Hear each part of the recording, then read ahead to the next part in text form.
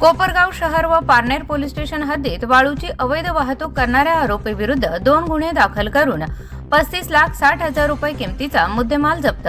स्थानिक गुन्हा शाखा अहिल्यानगरची कारवाई। माननीय श्री मुमुक्का सुदर्शन पोलीस अधीक्षक अहिल्यानगर यांनी पोलीस निरीक्षक श्री संतोष मुटकुळे स्थानिक गुन्हा शाखा अहिल्यानगर यांना जिल्ह्यातील अवैध वाळू वाहतुकीविरुद्ध कारवाई करण्याबाबत आदेश केले आहेत।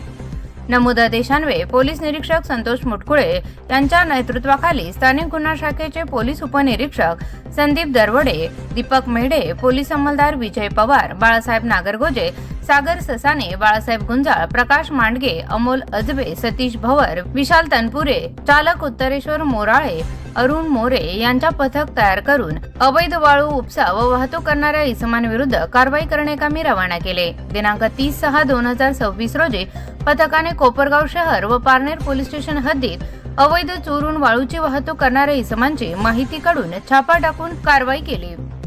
कोपरगाव शहर गुन्हा रजिस्टर नंबर 358/2026 भारतीय न्याय संहिता 2023 चे कलम 303(2)(3)(5) सह गौण खनिज अधिनियम क्रमांक 315 27,40,000 मुद्देमाल। 4 ब्रास वाळू आकाश संजय रोकडे वय वर्ष 29 राहणार इंदिरानगर कोपरगाव, अजय महादेव जाधव वय वर्ष 29 राहणार इंदिरानगर कोपरगाव, रवी सुनील सोनावणे वय वर्ष 18 राहणार येसगाव तालुका Kopargaon.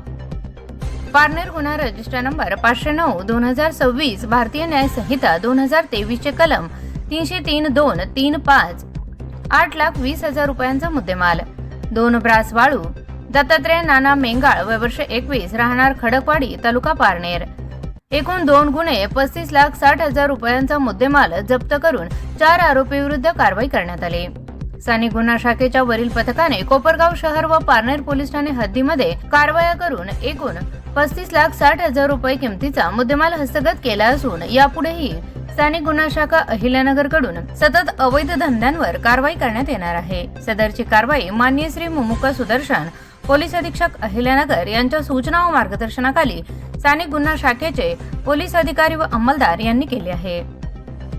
Bureau report ATV news Ahilyanagar.